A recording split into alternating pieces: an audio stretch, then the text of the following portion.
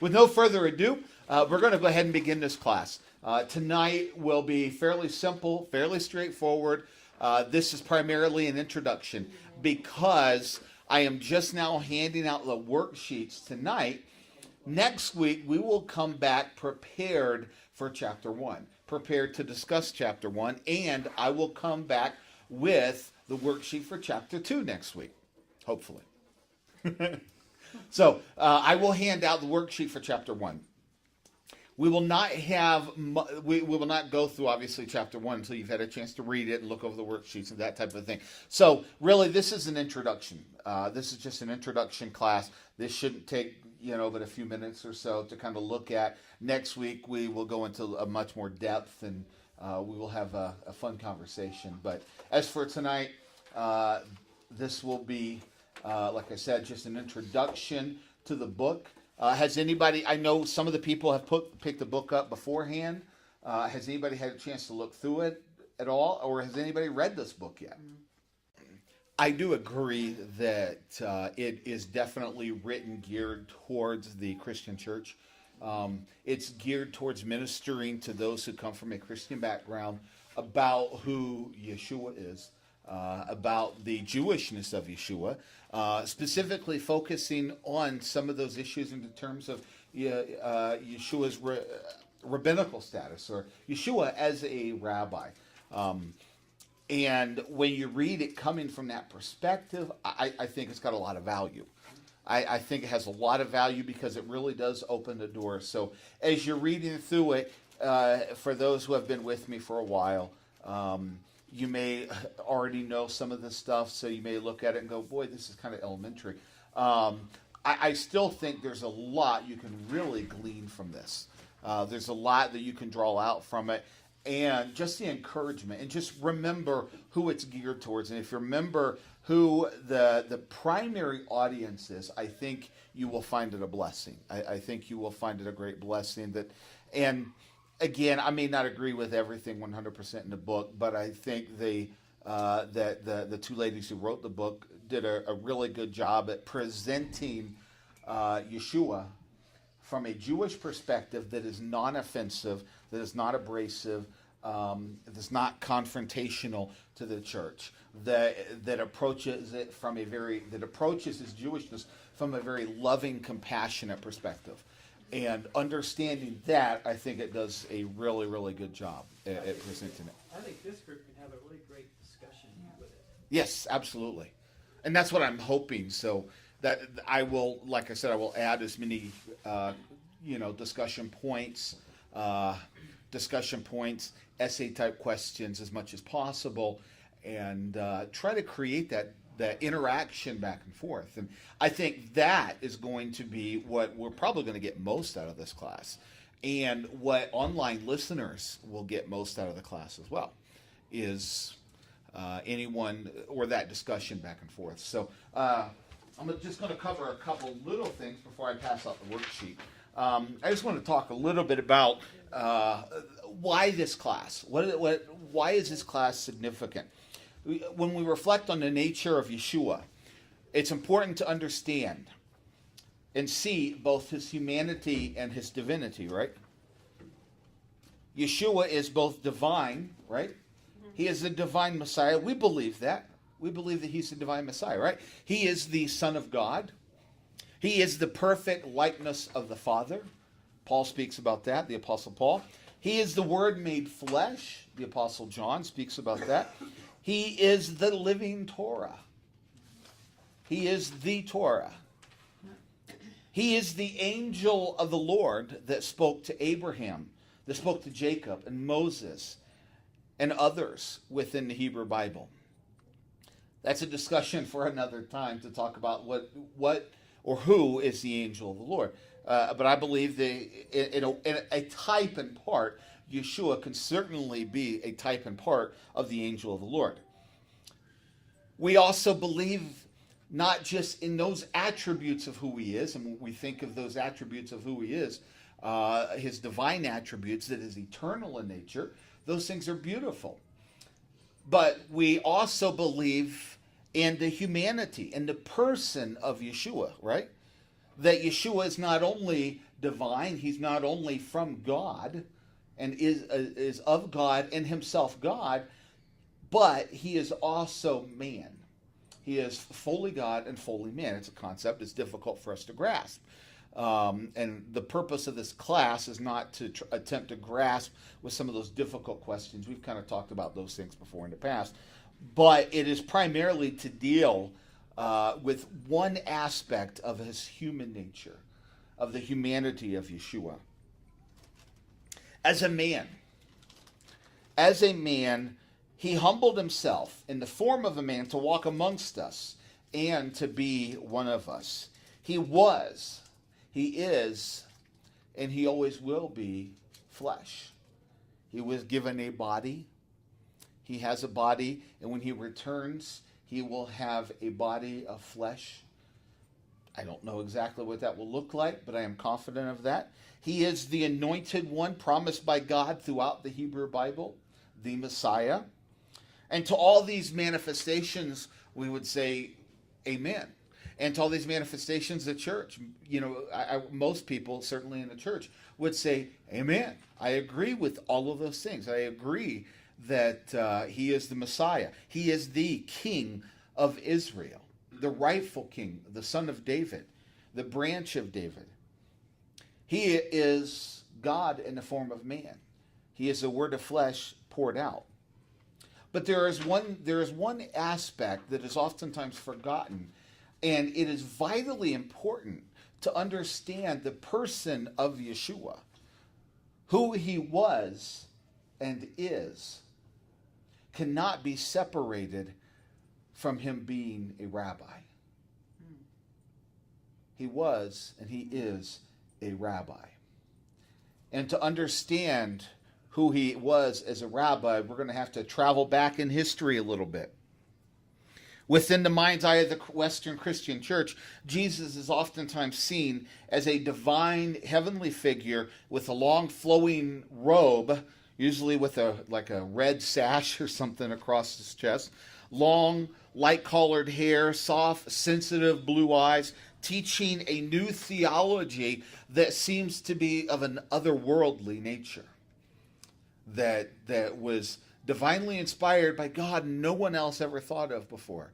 We certainly don't associate him necessarily as a rabbi who taught like all their other rabbis did. But he is a rabbi. Specifically, he's a rabbi of the first century. He would have looked much like, most likely, like a Sephardic Jew. Olive-colored, dark skin, short, dark hair. Why would he have had short hair rather than long hair? Is it that the Nazarite has long hair? Nazarite vow. Yes. Yep. That is correct. Because when the temple stood amongst us, a Nazarite, a Jewish man or woman for that matter, it was mostly men, but women could take a Nazarite vow as well, was usually taken at least once a year by Jewish men. And at the end of the vow, they had to shave their head and offer their hair on the altar as a word picture.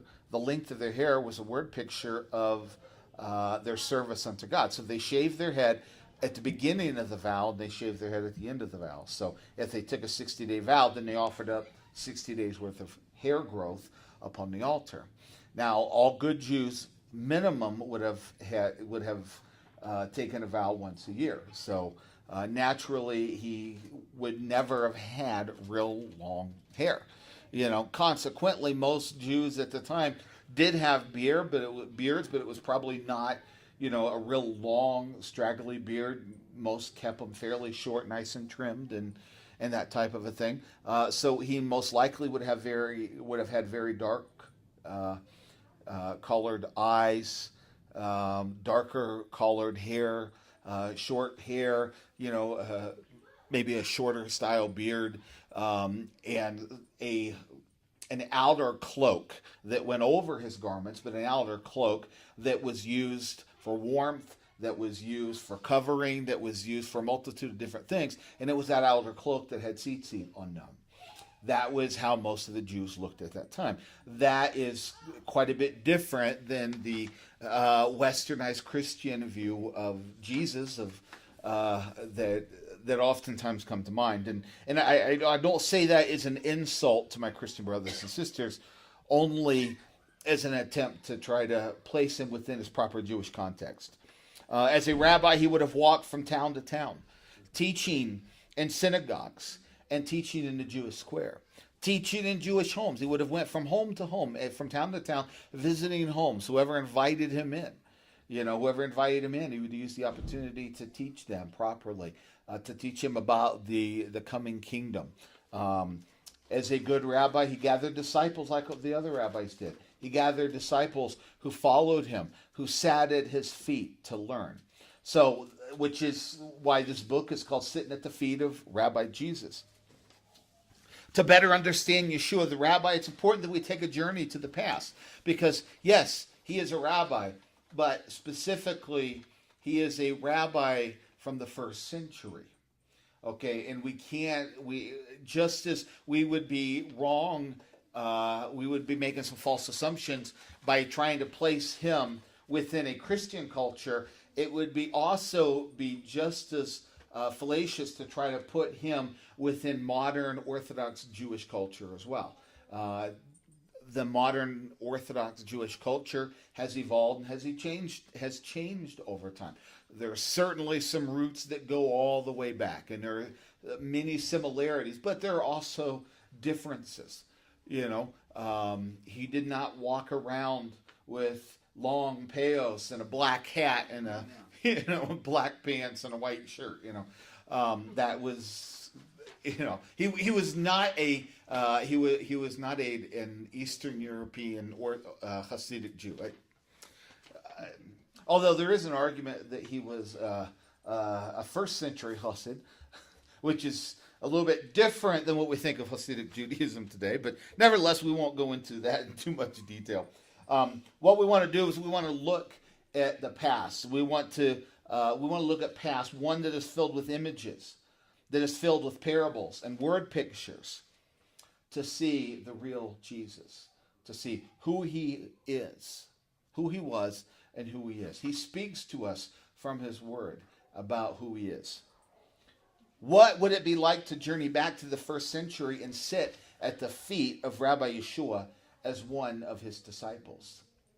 And that's what I want us to get into that mindset of, is thinking about what would it have been like to sit at his feet as one of his disciples. How would this change our understanding of the gospel message? When we think about the primary mission of Da'at Hashem Hebrew Academy, yes, it is primarily education-oriented, but the mission is to raise up and strengthen disciples of Yeshua.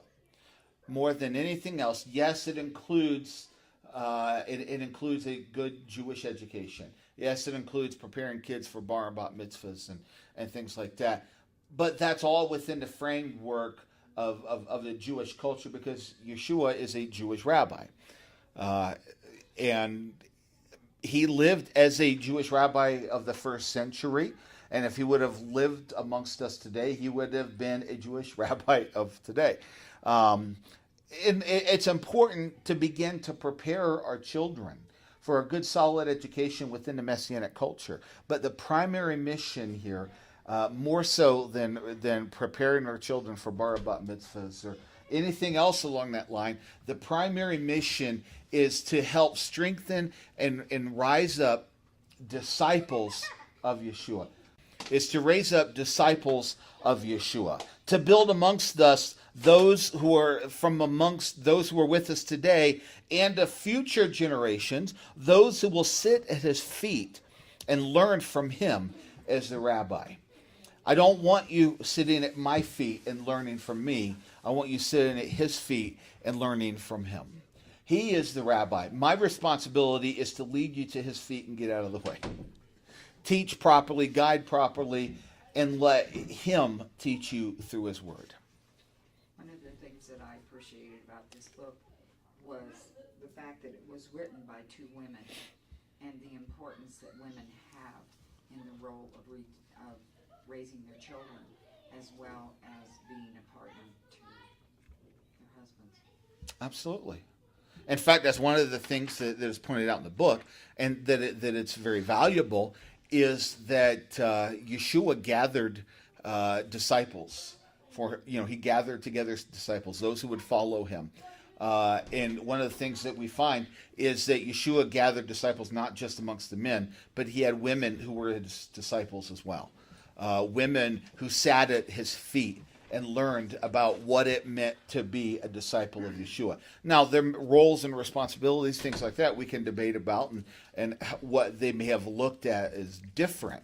But we find Miriam, or Mary, of Mary and Martha fame, who clearly sat at his feet and learned as a disciple of Yeshua, as a follower of his. She took that opportunity to sit at his feet and as a disciple. And he opens that invitation to every one of us here, men and women alike, the young and the old, the Jew and the Gentile, to sit at his feet. Let me try that again. To sit at his feet and become disciples of the Master, disciples of the Messiah. This study will start the journey of sitting at his feet, what it means to sit at his feet. We're going to learn some of those basic things that I believe that the two authors bring out in the book that are valuable. We will travel to the world of Yeshua, hopefully offering some spiritual insight that will help transform and grow our faith in him. We will hear the parables on how they would have been understood by the Jewish disciples. Jonathan, in the last class, Jonathan covered some of the parables.